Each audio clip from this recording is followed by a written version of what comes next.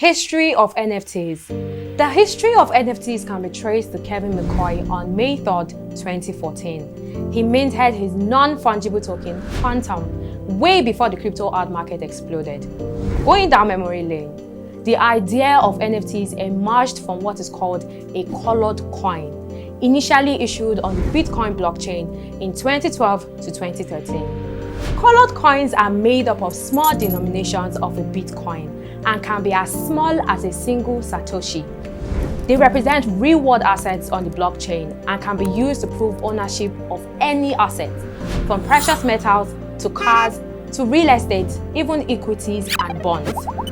In 2014, Robert DeModi, Adam Krelestein, and Eva Wagner founded Counterparty, a peer-to-peer financial platform. In April 2015, Counterparty partnered up with the team creators of Spells of Genesis. The game creators were not only pioneers for issuing in-game assets onto the blockchain via Counterparty, but they were also among the first to launch an IGO. So early, in fact, IGOs were then referred to as crowdfunding. In 2016, memes entered the blockchain. They started making their way into the Counterparty platform.